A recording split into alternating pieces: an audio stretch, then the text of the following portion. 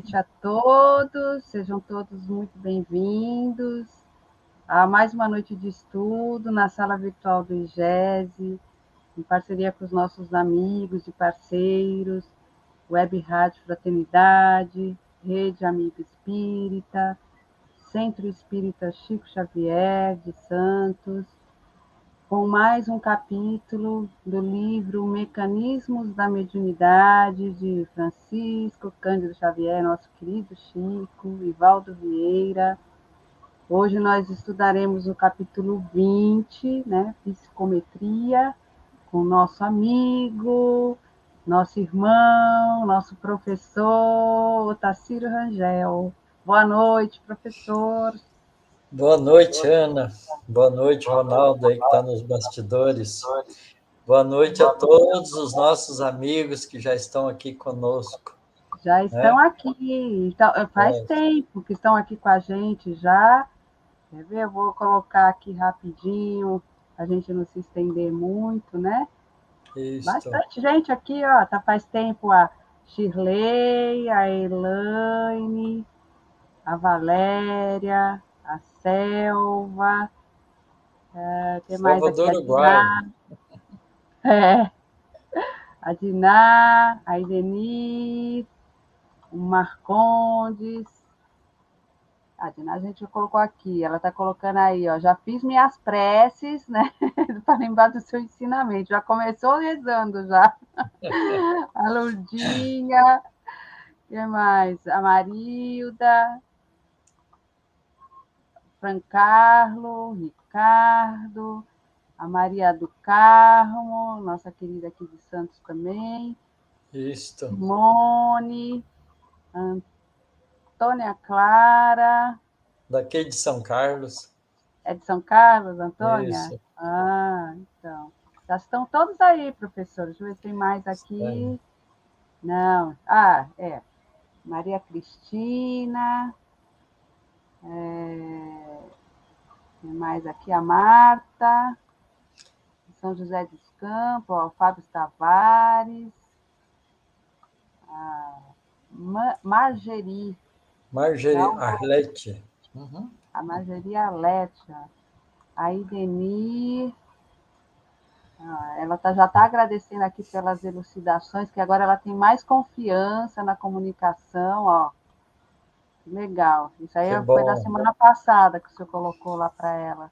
Que ótimo. A Maria Lúcia, Ricardo de Paula, a Olga. Tem mais aqui, ó. Todo mundo aí, professor. Luiz, a Regina Márcia, Silmara. Agora vamos por todos, né? A Dilce. Isso. A Márcia Alves aqui dando boa noite. A Sandra Bastos, Turquinha. E a Maria Patrícia. Olha aí, todo mundo aí. Muito bom. Muito bom, sejam todos bem-vindos. Vamos hoje fazer um estudo muito interessante sobre psicometria. É uma coisa, um fenômeno intrigante, mas a gente vai compreender como é que a psicometria funciona aqui nesse capítulo. Muito bom. Então, vamos fazer a nossa prece, professor? Vamos iniciar? Vamos lá.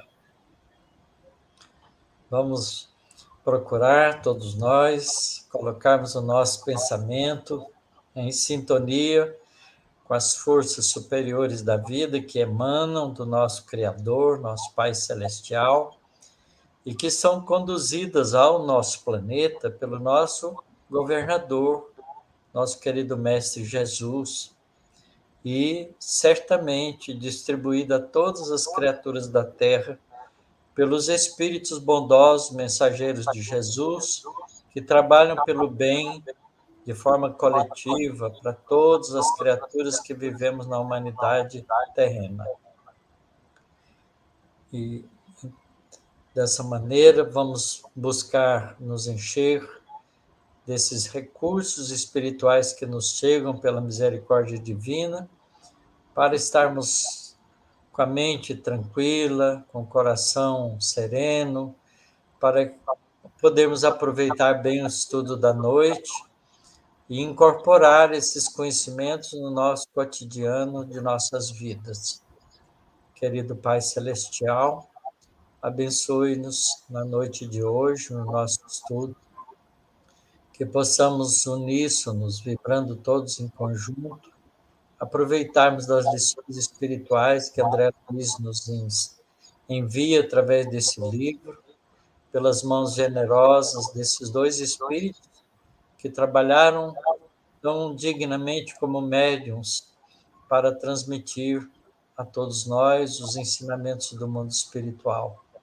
Abençoe-nos a todos, abençoe esses companheiros, a fim de que possamos, Senhor, aproveitar o máximo desse estudo com entendimento mais profundo, com sentimento mais aguçado, para podermos devagarinho irmos construindo o nosso caminho evolutivo em direção à plenitude espiritual, que é o desejo de todos nós. Que a tua paz, Senhor, possa abençoar todas as criaturas da terra. Que assim seja, Senhor. Sim. Muito bom, vamos lá estudar psicometria. Primeiro, vamos procurar entender o significado dessa palavra. A palavra psique, né, significa mente, ser espiritual.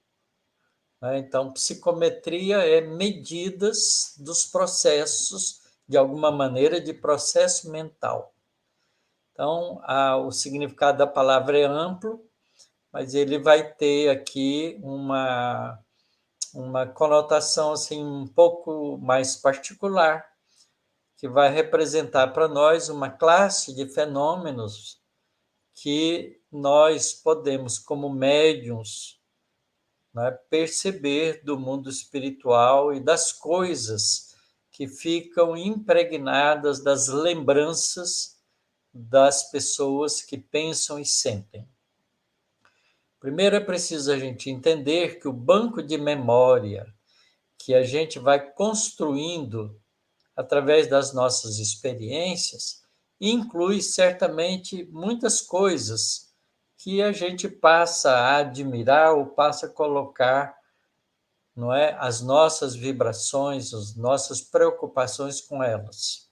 Então, todas as vezes que a gente tem um determinado objeto, não é, ou alguma coisa que a gente valoriza, a gente transfere de alguma maneira recursos de nossa mente para essas coisas. E a gente vai ver que quando alguém entra em sintonia, não é, através dessas coisas, com a mente que gerou aquelas vibrações, é possível conhecer essa história pregressa. E a psicometria é um mecanismo que a gente experimenta para fazer esse tipo de sondagem das coisas que nos cercam. Então, vamos buscar acompanhar o estudo do André Luiz, do jeito que ele nos apresenta, e vamos explicando como é que o que ele está querendo dizer com essas lições. Então, ele vai começar esse capítulo com o mecanismo da psicometria. Ele começa assim, expondo algumas anotações em torno da psicometria considerada nos círculos medianímicos por faculdade de perceber o lado oculto do ambiente e de ler impressões e lembranças ao contato de objetos e documentos nos domínios da sensação à distância, não é demais traçar sintéticas observações acerca do pensamento, que varia de criatura para criatura, tanto quanto a expressão fisionômica e as marcas digitais nossas, que variam de criatura para criatura. Então, ele quando enuncia, escreve essa frase, ele está definindo a psicometria. Então, a psicometria, considerada nos círculos medianímicos, é a faculdade de perceber o lado oculto do ambiente e de ler impressões e lembranças ao contato de objetos e documentos, através dos domínios da sensação à distância, certo? Então, isso se dá por causa, né, da ação mental de cada criatura que impregna esses objetos, esses ambientes, através dos seus pensamentos, dos seus sentimentos. E essa impregnação, vamos dizer assim, varia de criatura para criatura, tanto quanto a expressão fisionômica e as marcas digitais nossas representam a nossa identidade. Então, quando nós pensamos, nós geramos a nossa identidade. Quando nós pensamos e sentimos e produzimos ondas mentais, nós geramos e impregnamos as coisas com a nossa identidade. E ele vai explicar esse mecanismo. Destacaremos assim que em certos indivíduos a onda mental a expandir-se quando em regime de circuito fechado, em processo de realimentação, quer dizer, um pensamento em repetição, em circuito fechado, não é? Feito com o espírito, pensando aquilo, com a pessoa, pensando aquilo com uma atenção profunda, esse tipo de ação carrega consigo agentes de percepção avançada com capacidade de transportar os sentidos vulgares de percepção para além do corpo físico, não é? Como ele apresentaria no estado natural de vigília. Então, nesses estados, né, especiais, a gente transcende a nossa capacidade de percepção ao estado natural de vigília, de estar acordado, de estar atento com a vida material.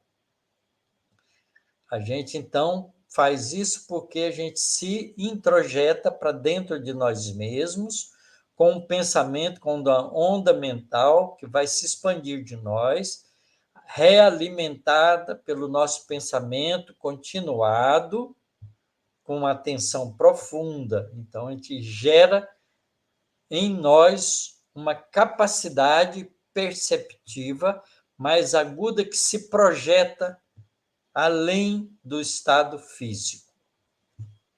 Ele vai dizer isso, como é que funciona isso de alguma maneira aqui. Vamos prestar atenção bem para a gente entender isso. O fluido nervoso das nossas percepções físicas, não é? Ligado ao corpo físico, ou chamado força psíquica, desarticula-se dos centros vitais. Lembra que nós já estudamos os centros vitais, não é? Num dos capítulos que a gente fez uma introdução utilizando o livro nos domínios da no livro Evolução em Dois Mundos. Falamos sobre os centros vitais, o centro coronário, o centro cerebral, laríngeo, etc.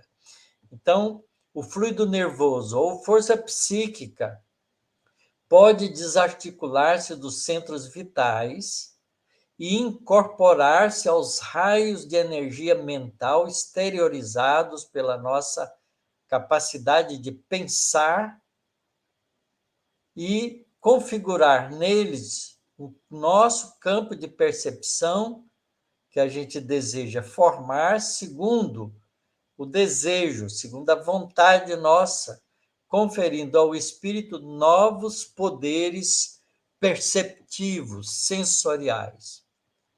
Ainda que o fenômeno pode ser apreendido, guardando-se por base de observação as experiências do hipnotismo comum, nas quais o sensitivo, muitas vezes, pessoa em que a força nervosa está mais fracamente aderida ao carro fisiológico, ao corpo físico, deixa escapar com facilidade essa mesma força que passa de pronto a um impacto espiritual do magnetizador, do hipnotizador.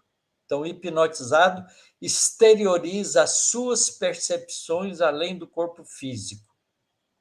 Então, o hipnotizado, na profundez da hipnose, pode, então, libertar a sensibilidade e a motricidade, a movimentação, transpondo as limitações conhecidas do cosmo físico, do corpo celular, do corpo biológico.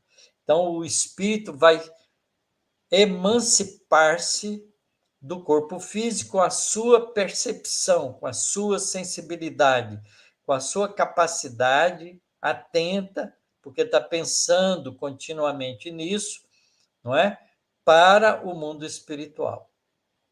Nessas ocorrências, sob a sugestão do magnetizador, o hipnotizado ou o sujeito, com a energia mental de que dispõe, dissocia o fluido nervoso de certas regiões do veículo carnal, passando a registrar sensações fora do corpo denso, em local sugerido pelo hipnotizador, ou impede que a mesma força circule em um certo membro do corpo físico, um dos braços, por exemplo, que se faz, então, praticamente insensível, enquanto perdure a experiência, até que, ao toque positivo da vontade do magnetizador, ele mesmo reconduza o próprio pensamento revitalizante para o braço inerte, restituindo-lhe a energia psíquica temporariamente subtraída.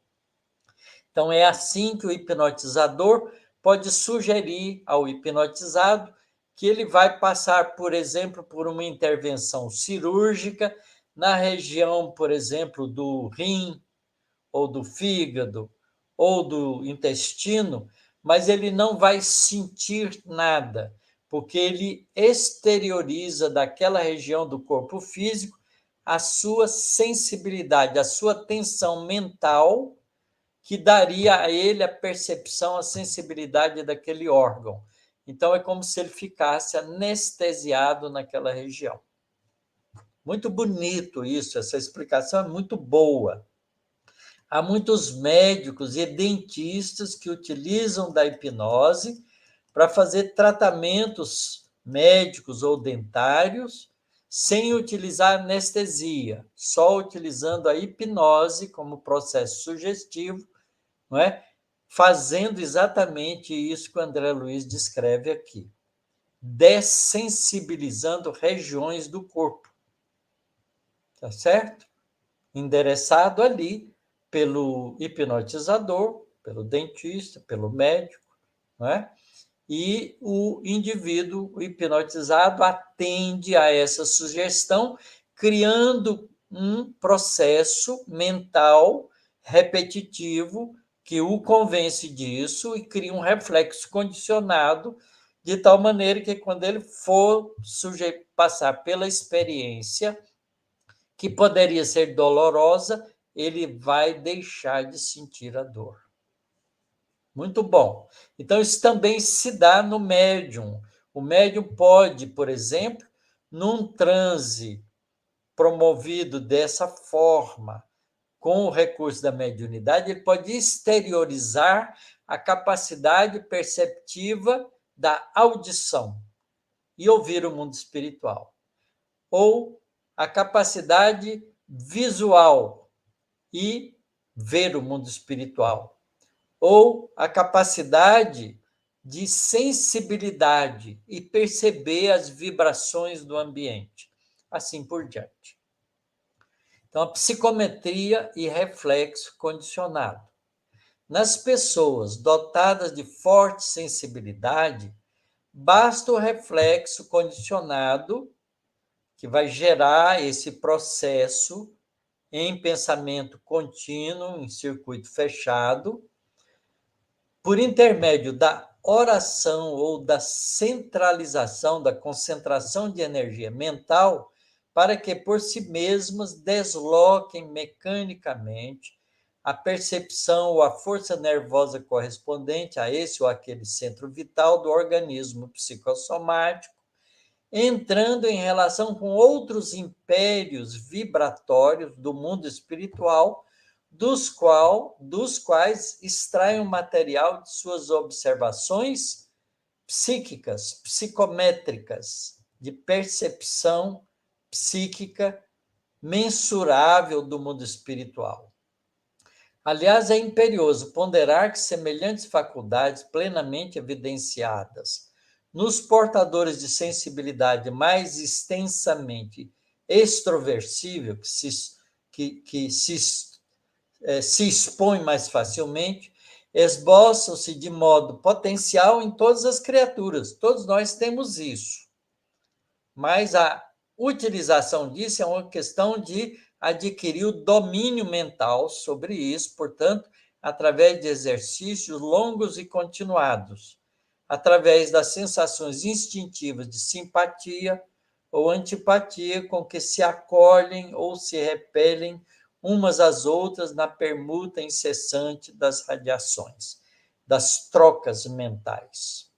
Pela reflexão, cada inteligência pressente diante de outra se está sendo defrontada por alguém favorável ou não à direção nobre ou deprimente que escolheu para a própria vida. Isto é, a gente acaba entrando em sintonia com ambientes ou outras mentes que são simpáticas a nós, de maneira que a gente pode sentir essas vibrações no nosso interior perceptivo. Se elas forem favoráveis, com uma direção nobre, elas serão agradáveis, se não, elas serão deprimentes. A gente é que escolhe de acordo com o tipo de sentimento e de sintonia que a gente faz. Qual é a função da psicometria? Ele vai explicar aqui. Clareando o assunto quanto possível, vamos encontrar no médium de psicometria a individualidade que consegue desarticular de maneira automática essa força nervosa de certos núcleos do corpo físico, como, por exemplo, os da visão e da audição, transferindo-lhes a potencialidade para as próprias oscilações mentais. Isto é, ele deixa de ver com o olho do corpo físico, ouvir com o ouvido físico, para perceber psiquicamente, mentalmente, através das oscilações mentais, da força do pensamento. Claro, é importante isso. Por que razão isso? Porque, em última instância, a nossa capacidade visual ou auditiva não é nem do olho, nem do ouvido. Porque o olho é só um instrumento de perceber as ondas luminosas e levar essa informação para o cérebro, para que o espírito ou a consciência interprete as imagens. Portanto, a capacidade de interpretação ou de ver é propriamente da mente, porque é ela que vai interpretar as imagens ou os sons que chegam através do olho ou do ouvido. Efetuada, então, a transposição dessa percepção para as oscilações mentais, temos a ideia de que o medianeiro, o médium, possui olhos e ouvidos à distância, fora do envoltório denso, do envoltório físico, acrescendo muitas vezes a circunstância de que tal sensitivo, por autodecisão, não apenas desassocia os agentes psíquicos dos núcleos aludidos, por exemplo, do olho ou do ouvido, mas também opera o desdobramento do corpo espiritual em processo rápido, acompanhando o mapa que se lhe traça as ações no espaço e no tempo, com o que obtém, sem maiores embaraços, o montante de impressões e informações para fins que se tenham em vista.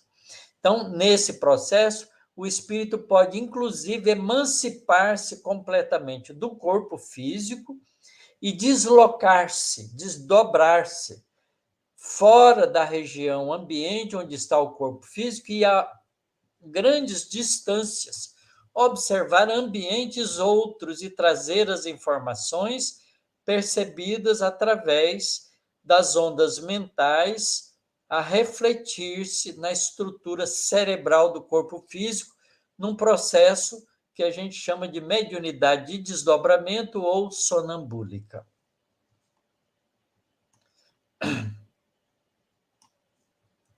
Interdependência do médium. Ele geralmente não faz isso sozinho.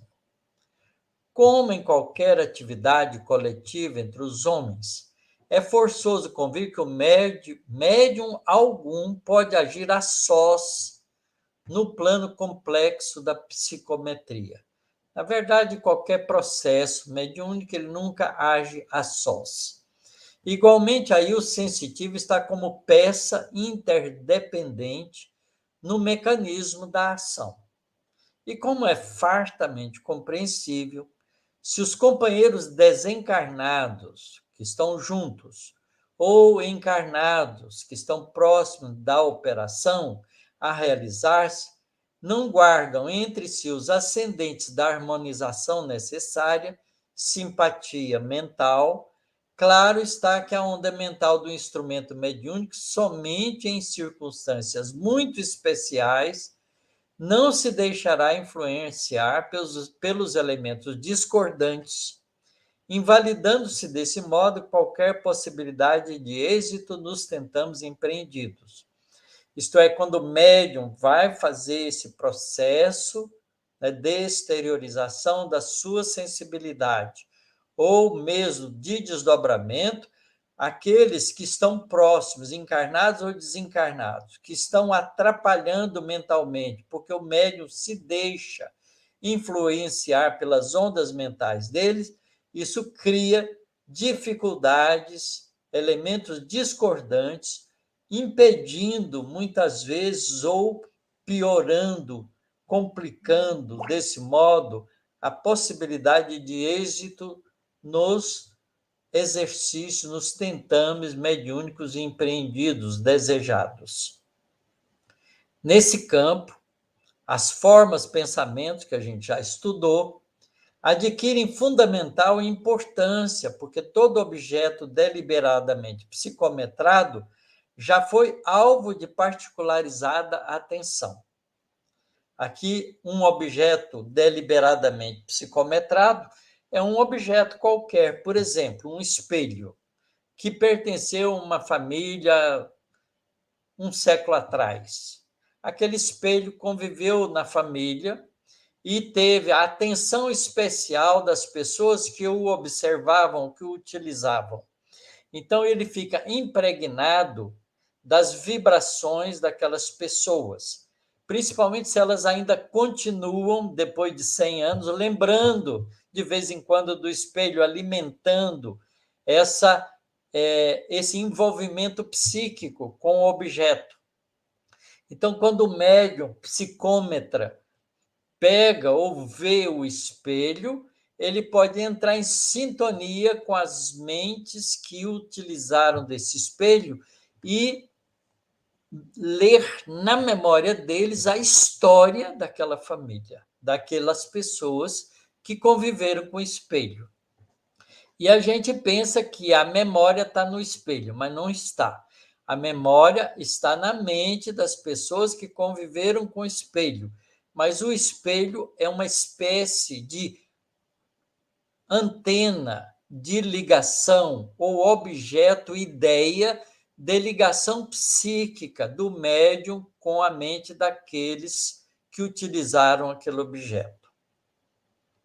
Então, se as pessoas que estão à volta começam a emitir formas, pensamentos perturbadoras, isso pode dificultar, porque mistura ideias diferentes geradas por essas pessoas na mente do médium e ele fica confuso e invalida dessa maneira a possibilidade de fazer uma boa psicometria.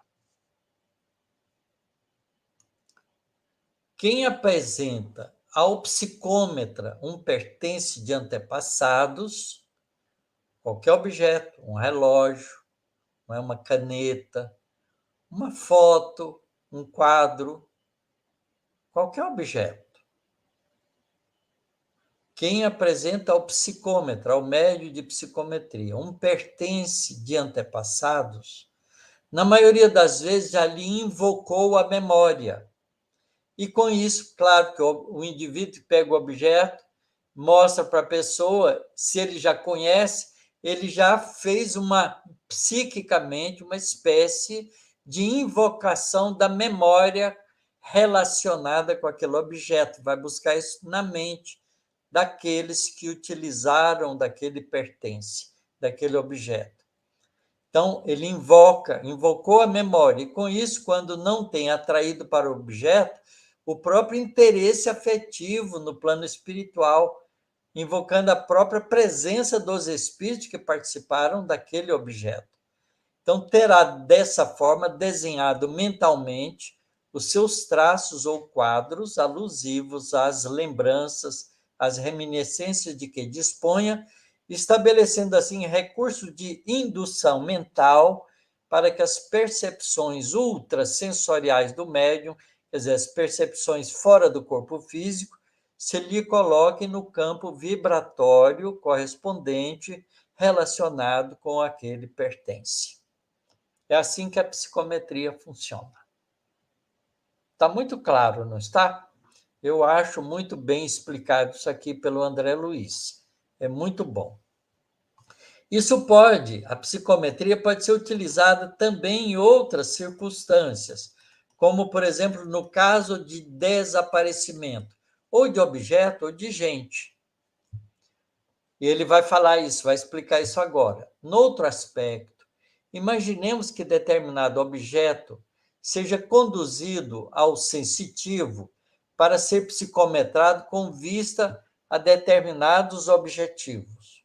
Para dar um exemplo, clarear a informação assertiva que ele está fazendo, suponhamos que uma pessoa acaba de desaparecer do quadro doméstico sem deixar vestígio. Uma pessoa foge, desaparece da família, acontece alguma coisa com ele que ninguém sabe. Buscas minuciosas vão ser empreendidas, muitas vezes sem resultado. Então, a pessoa fica desaparecida.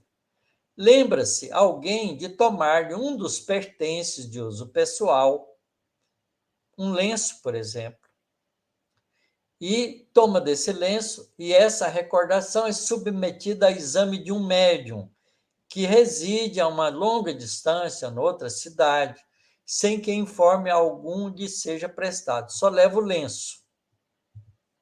O médium recolhe-se a breve tempo, entra em concentração, voltando dessa profunda introspecção a que se entregou, descreve com minúcias a fisionomia e o caráter do proprietário do lenço, reporta-se ao desaparecimento dele, conta por que ele desapareceu, explica sobre pequeninos incidentes que possam ter acontecido em torno do caso, esclarece que o dono, se ele morreu, desencarnou de repente e informa o local em que o cadáver permanece.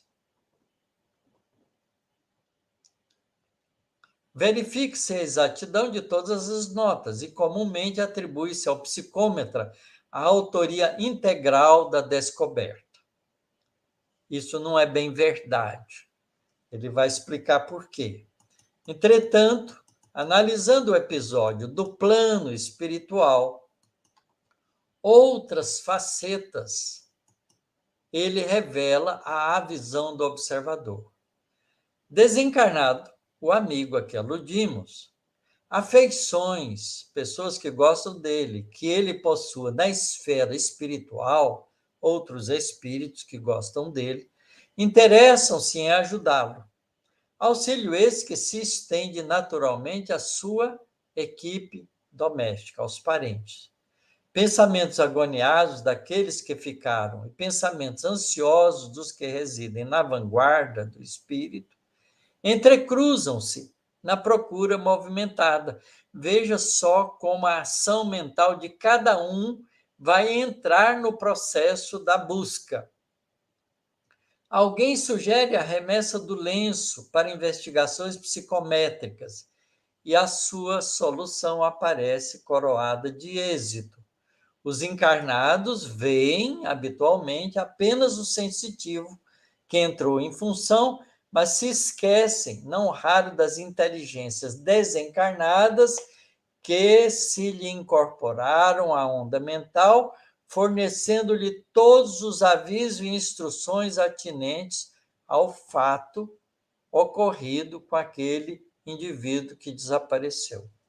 Inclusive dizendo que ele morreu, que ele deixou o corpo físico e o corpo dele se encontra em tal ou qual lugar. Porque os espíritos podem fazer isso com muito mais facilidade.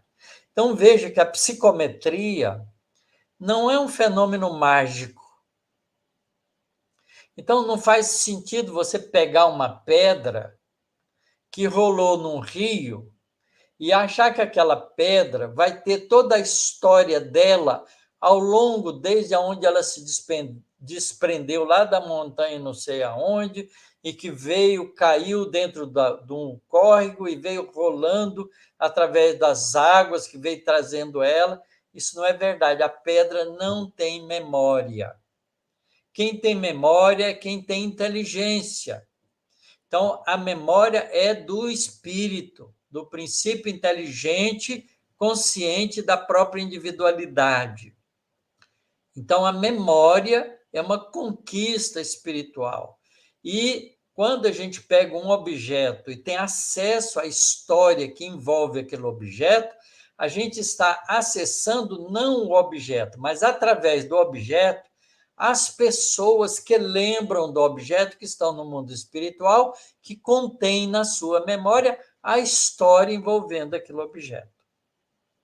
Isso é assim que se dá a psicometria. Não tem mágica. É um fenômeno psíquico, mental. Agentes induzidos. Todos os objetos e ambientes psicometrados são quase sempre francos mediadores entre a esfera física e a esfera extrafísica, a maneira de agentes fortemente induzidos, estabelecendo fatores de telementação entre os dois planos, de ligação psíquica entre os médiuns ou as pessoas que percebem no mundo físico com os espíritos que estão relacionados com aqueles objetos, que são mediadores dessa telementação. Nada difícil, portanto, entender que ainda aí prevalece o problema do merecimento e da companhia, porque a telementação se dá através das mentes que têm mérito e que têm sintonia, portanto, companhia. Se o consulente, a pessoa que faz a consulta, e o experimentador não se revestem de qualidades morais respeitáveis para o encontro do melhor a obter, podem carregar a presença do sensitivo elementos desencarnados menos afim com a tarefa superior a que se propõe, e se o intermediário humano não está espiritualmente seguro, a consulta ou experiência resulta em fracasso perfeitamente compreensível.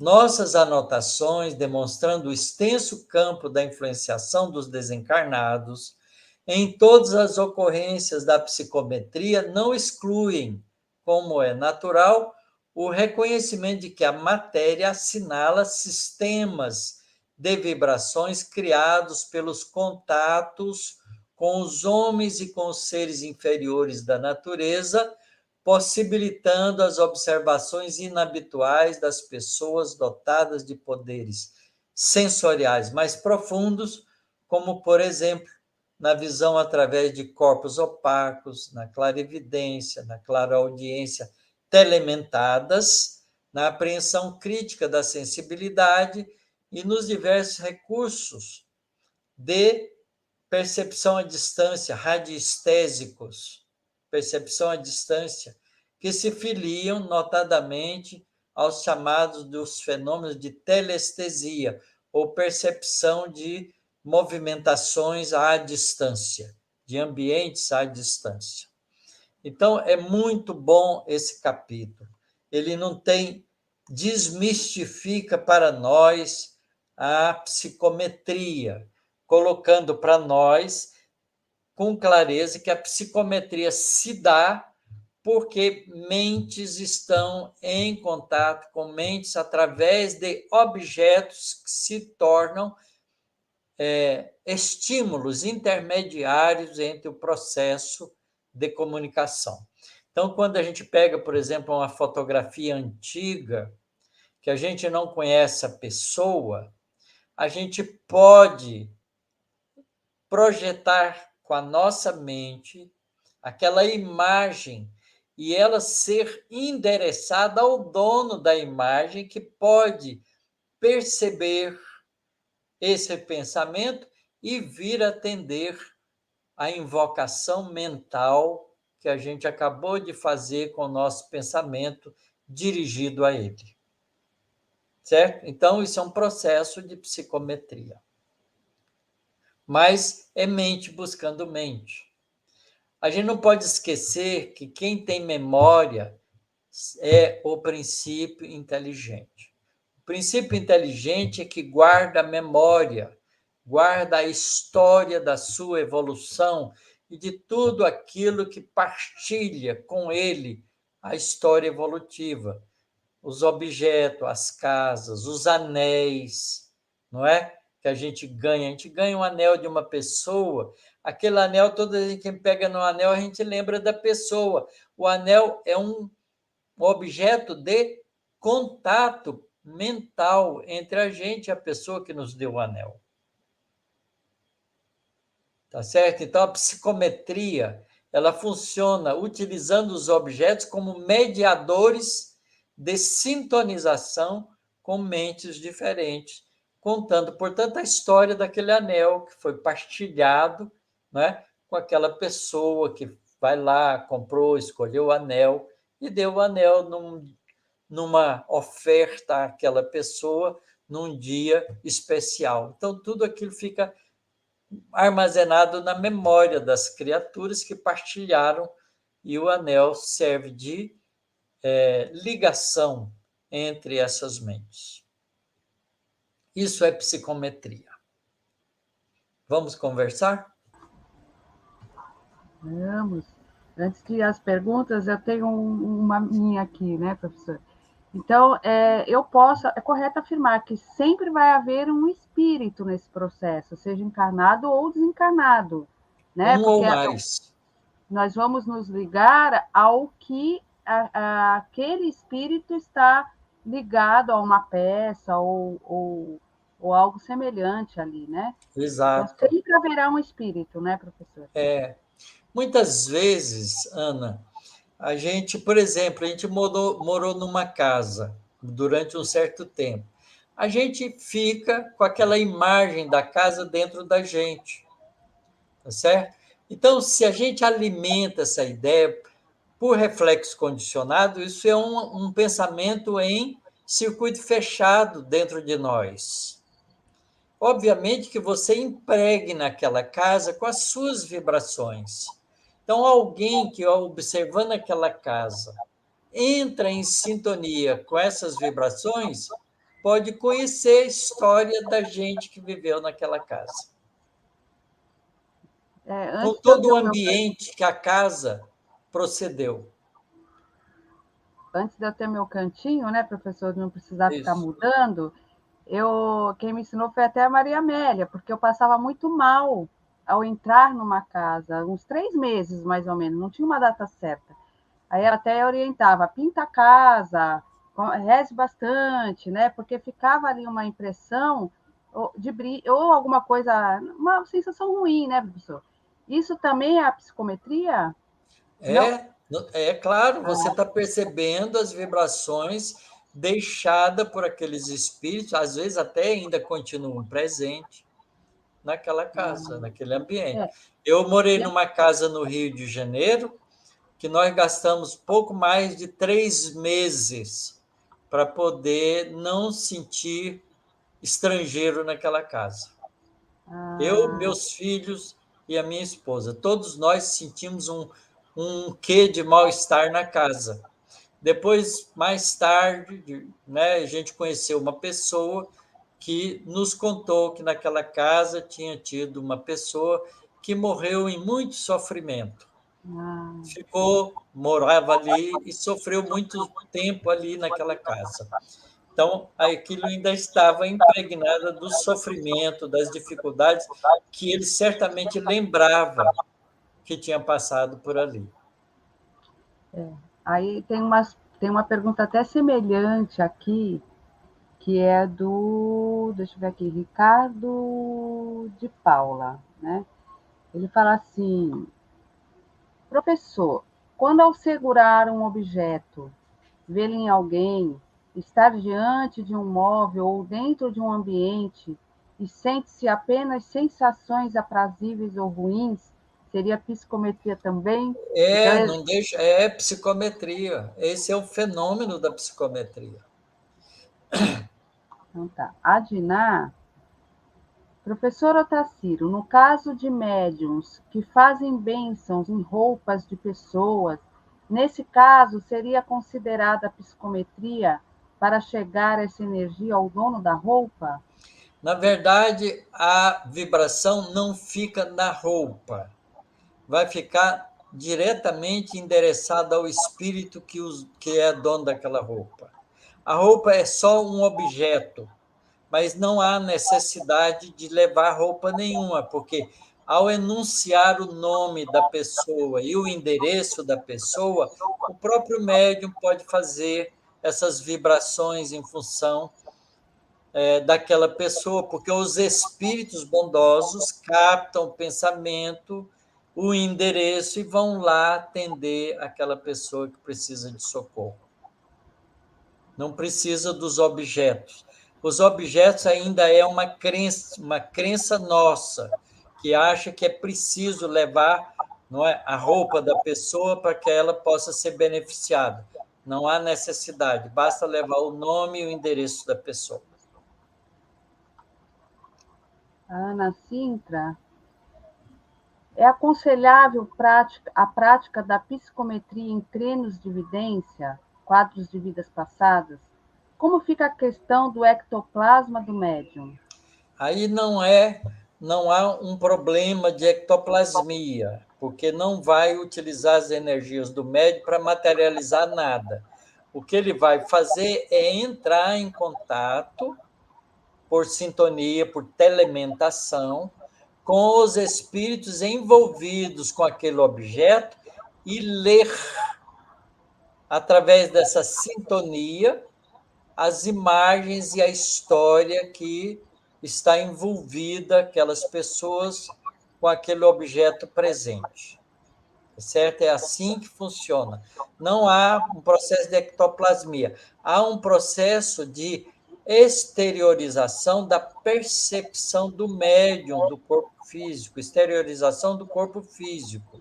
Ele vai ver, ouvir, sentir com o seu corpo perispiritual diretamente, sem a participação do corpo físico. Mas como ele está ligado ao corpo físico, ele vai trazer essas imagens depois para o cérebro, para contar para as pessoas. Então, o cérebro é o processo de transmitir aos seres humanos, àquelas pessoas que consultaram, né, sobre o objeto.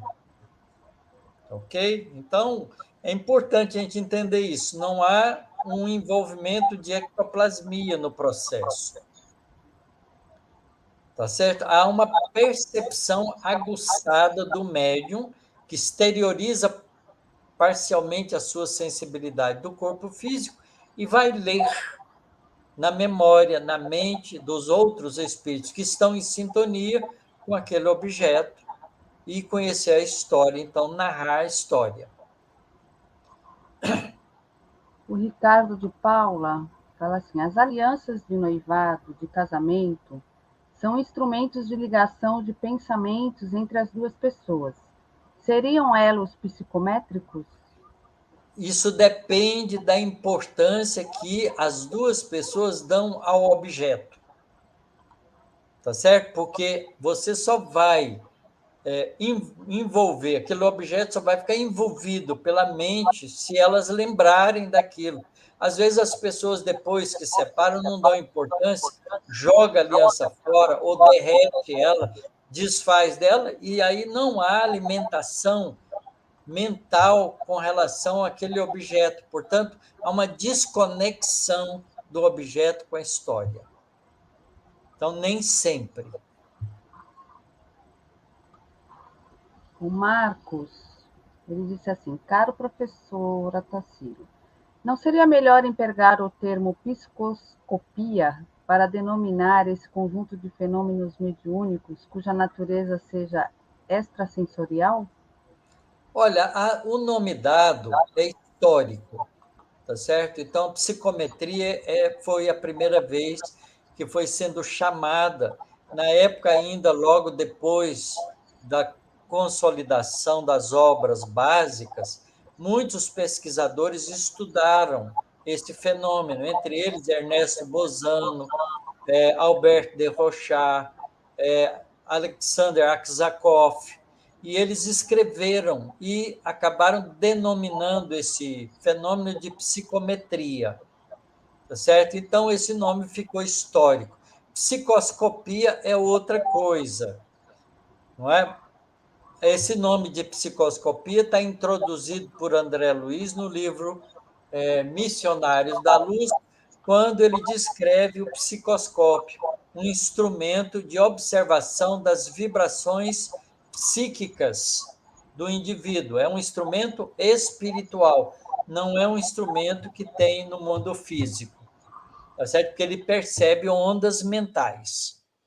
Então, quem quiser pode dar uma lida lá no livro, se não me engano, é Missionários da Luz. Eu posso dar uma olhada aqui para não fazer uma referência errada. Rapidinho, olho aqui. Não é o Missionários da Luz. Então, é o livro Nos Domínios da Mediunidade.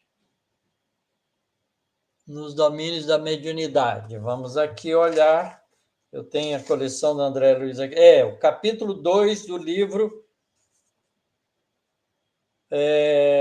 desse livro, Nos Domínios da Mediunidade, é intitulado O Psicoscópio. Então, o psicoscópio é um instrumento, é um aparelho de percepção das vibrações psíquicas utilizadas no mundo espiritual. Então, é diferente. Psicoscópio, a palavra psicoscópio é usado também como o microscópio. O microscópio é um instrumento de observar as coisas muito pequenas. O telescópio é um instrumento de observar as coisas muito longe e distante, e que fica com a imagem grande para a gente ver melhor. E o psicoscópio é um instrumento de percepção das emissões mentais de um espírito, esteja encarnado ou desencarnado. Então, é melhor não utilizar esse nome, porque já tem outro significado. Ficamos com psicometria mesmo. A Olga, ela fala: Tacírio, como alguém sabe se é um psicometra? Psicômetra. Psicômetra, desculpa. Olha, quando ele tem essa sensibilidade de pegar ou ver objetos e ver uma história que está relacionada com aquele objeto. Ah, é simples assim, né? É simples assim. Então, o Lázaro, ele diz: e A quanto aos Lázara, estudos. Ai, desculpa, Lázara. a amiga Desculpa, Lázara Lázara. lá de Goiânia. Desculpa, Lázara. E quanto aos estudos de controle mental, onde situações semelhantes acontecem, como diferenciar? Veja bem, aqui o André Luiz colocou isso de uma forma muito, muito elegante.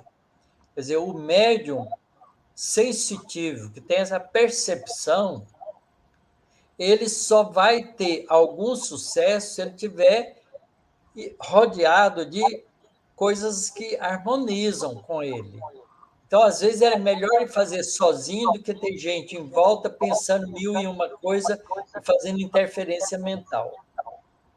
Então, é claro que o médium, que é muito bem treinado e muito cheio de controles consigo próprio, um médium mais evoluído, tipo Chico Xavier, ele pode aliar-se um pouco do ambiente, das vibrações próximas que pode atrapalhar e entrar em sintonia através dos espíritos bondosos que o ajudam nisso.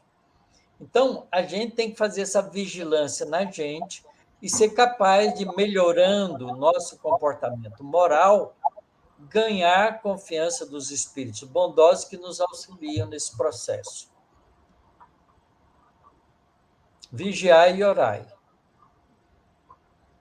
A Elaine diz assim: professor, e quanto à doação de órgãos, referente ao doador e ao que recebe órgão? Elaine Gladys, essa pergunta é muito boa, não é? Porque a pessoa, quando faz doação de órgãos, ela tem que ser capaz de fazer isso com amor e desprendimento. Porque se não tiver desprendimento, quando for tirar o órgão dela, que ainda tem que estar no corpo vivo, porque transplante de órgão se faz com órgão vivo, por isso tem que estar circulando sangue, né? Tem que ser mantido o processo vital. O órgão, quando é tirado, se o espírito do dono do corpo não fez isso com o devido desprendimento, ele vai ficar pegado e vai sentir. Então, ele vai incomodar a pessoa que recebeu a doação. Olha, mais ou menos, Elaine, é o seguinte: imagine que você tem uma roupa muito bonita no seu guarda-roupa. Aí, de repente, você resolve dar essa roupa para alguém que você acha que pode usar ela melhor. Aí você dá a roupa. Mas depois que você deu, que você vê a pessoa usando, você fica arrependida e quer o vestido de volta. Quer sua roupa de volta, porque, afinal de contas, você fez uma besteira em ter dado ela. Aí você vai incomodar a pessoa que recebeu, porque mentalmente você está projetando nela a sua insatisfação e o seu arrependimento, que vai incomodá-la. Então, o órgão que a gente doa, se doar dessa maneira, não ajuda. Por isso, eu aconselho as pessoas, quando vão fazer a decisão de que realmente são doadores de órgão, façam com consciência, experimente a si próprio para ver se é um bom doador, dando a sua melhor roupa, aquela que você gosta, dela que você usa, dá para os outros. E veja se você sente falta. Vê se você não vai ficar arrependido. Experimente fazer isso. Doe sangue. Porque doação de sangue você pode fazer sempre. Tá certo? Tem muita gente que é doador porque acha que quando o corpo morrer não vai servir para nada mesmo, então aproveita. Mas não entendeu que há uma diferença entre morrer e desencarnar. Morrer é aquilo que o médico disse: olha, morreu, deu atestado de óbito. O espírito só desprende depois de algum tempo depois que o atestado de óbito é dado. E se o corpo ainda está vivo, mantido vivo, para poder tirar órgãos, o espírito ainda está ligado e vai sentir. A menos que ele seja altruísta de verdade, ele então é protegido pelos espíritos bondosos que o desligam do corpo físico logo que começam a tirar os órgãos para ele não sentir. Professor, é possível o caminho contrário, por mais que seja desprendido, por ser portador daquele órgão, como se fosse um investimento, né? Ter as sensações do novo corpo, do novo espírito que habita, ou não? Se houver um Na desprendimento. verdade, não, a menos que o espírito, que era dono do órgão, fique lembrando dele. Tá. Porque a ligação é mental. Como disse o André Luiz, a telementação é feita entre as duas pessoas que estão envolvidas com o objeto. O É que eu já ouvi psicômetro, falar que ou que recebeu o órgão, e o doador. porque às vezes quem recebe o órgão quer saber a história, quer saber quem foi, aí isso também é É, prejudicial, né? o melhor é agradecer a Deus e ficar no anonimato, porque isso é o mais sensato, que pode evitar problemas. A Maria Lúcia, ela falou assim: podemos dizer que a diferença entre a psicofonia ou a psicografia é que na psicometria vai existir um objeto? Exato, vai ter um objeto intermediário da história, tá certo? Porque a psicometria tem esse significado, né, de que o médium vai pegar um objeto, vai tocar um objeto, ou vai olhar um objeto e vai, através daquele objeto, entrar em sintonia com uma história e vai discorrer essa história mediunicamente para a gente, que está assistindo o fenômeno. Então, envolve, né, um intermediário, como o André Luiz bem colocou aqui, ele diz isso com clareza, não é? Deixa eu ver se eu acho aqui de novo.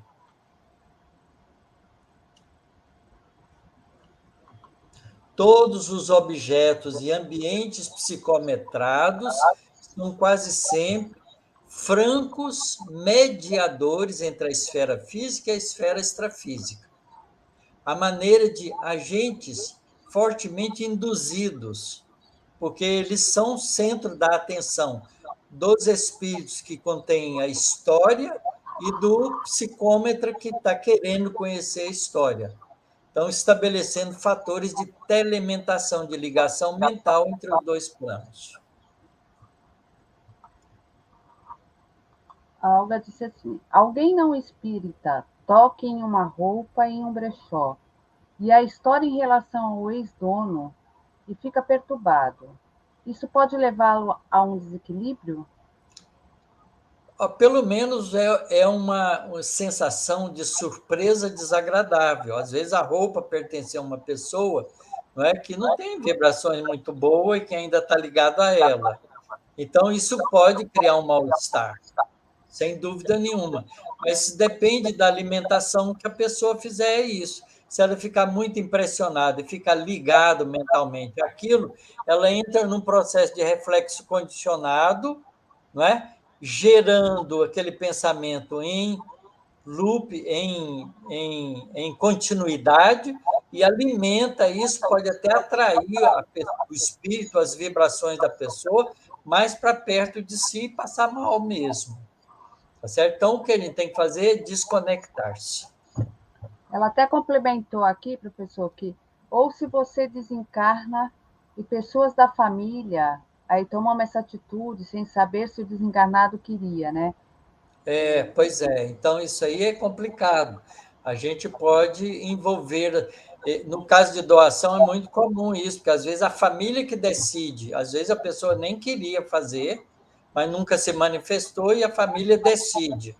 Então, nesses casos, veja bem, a misericórdia divina não deixa ninguém desamparado. Nesses casos, né, se o indivíduo, né, que deixou o corpo físico e está sendo utilizado para doação, não é, tiver mérito, ele vai ser protegido pelos espíritos bondosos. Mas se ele não tiver, ele vai sofrer um pouco com isso, até que ele possa ter lucidez e compreender e se desligar do problema.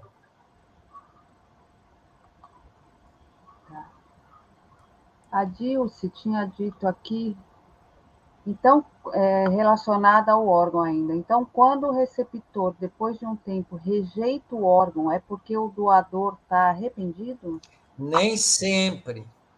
A gente não pode esquecer que a pessoa que recebe o órgão doado tem nele uma lei de ação e reação que vai garantir se ele merece continuar com aquele órgão bom ou não. Tá certo? Muitas vezes não dá certo porque o indivíduo que machucou, feriu o seu próprio órgão de maneira inadequada e por isso ele precisa da experiência do órgão doente. Então, nesse caso, a rejeição não tem nada a ver com o doador, tem com o mérito daquele que recebeu a doação.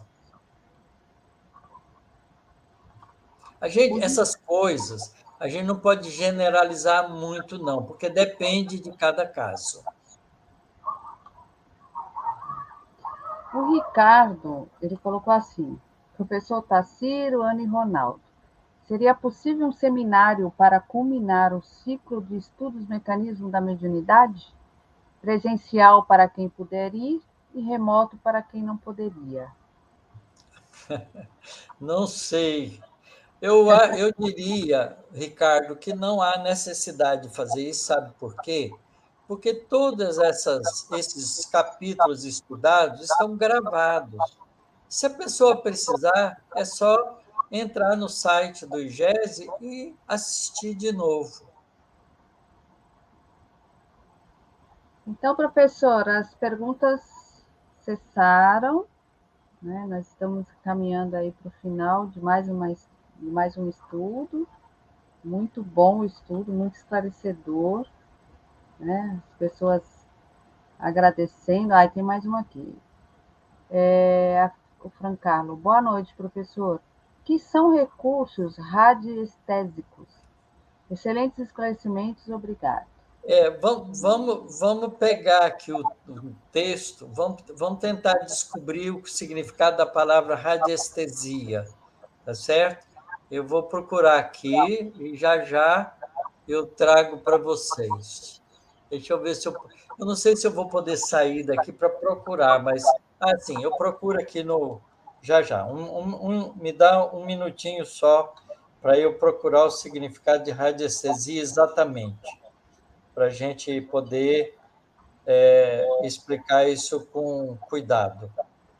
No final, ele está falando aí, ó, no final. Eu já estou fazendo. Radiestesia.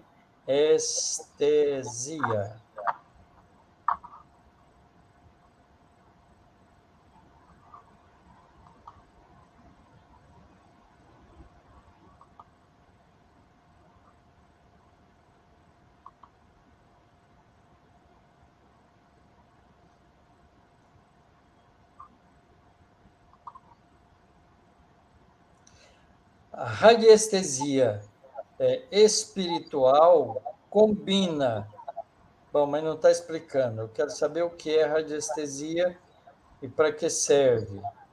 Radiestesia é uma ciência que tem como objeto medir e detectar campos energéticos através de alguns instrumentos. Essa capacidade de medição de energia se dá de forma suprassensorial.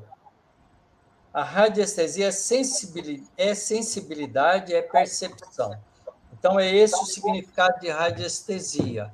A radiestesia é a capacidade que a pessoa tem de perceber além do corpo físico. Tá? Então, é um nome técnico que foi inventado, talvez, pela parapsicologia ou pela metapsíquica, que são ciências que não quiseram aceitar as explicações imediatas da doutrina espírita e buscaram criar nomes diferentes daquele que a gente usa na doutrina espírita.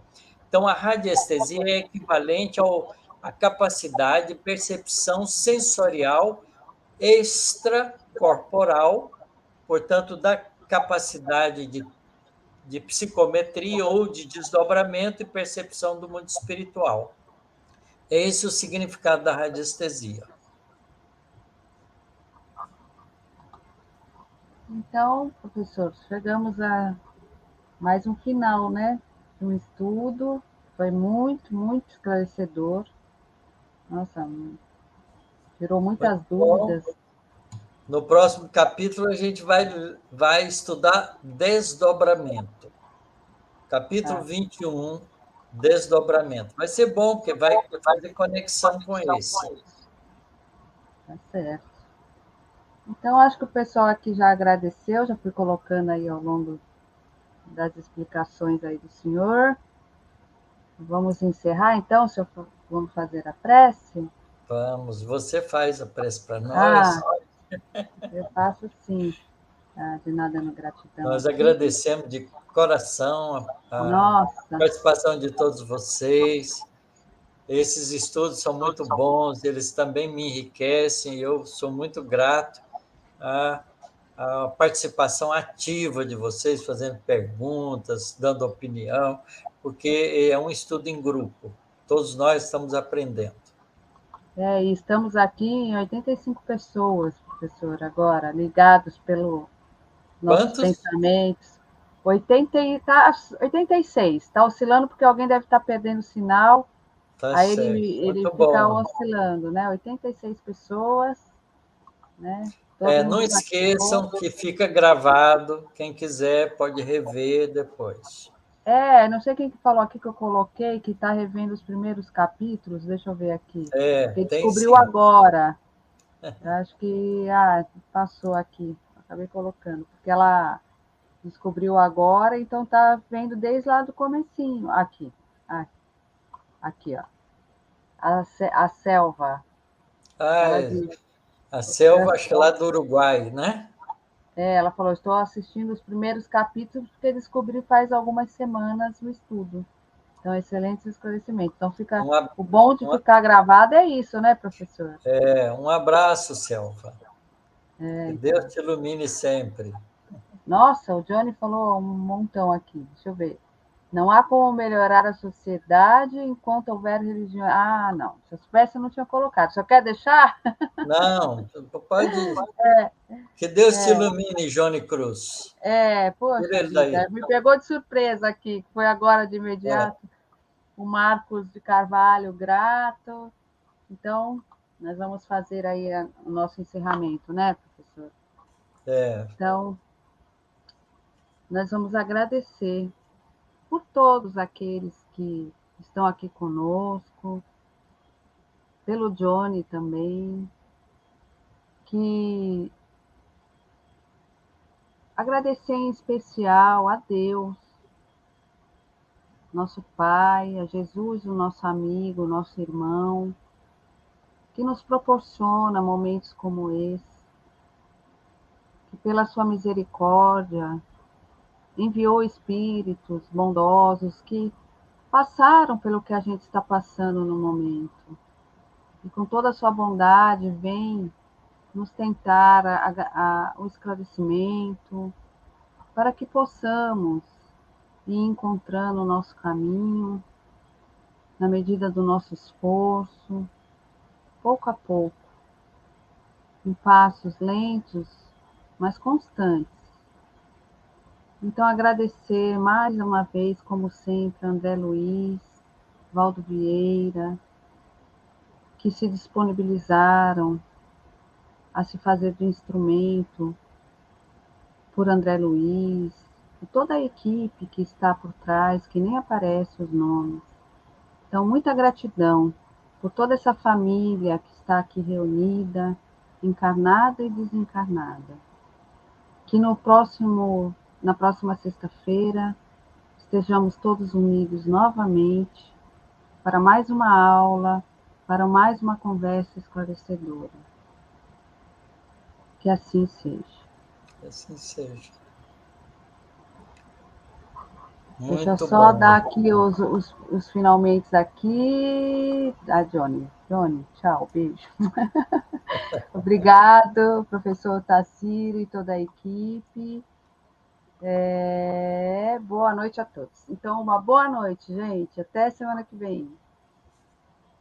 Até mais.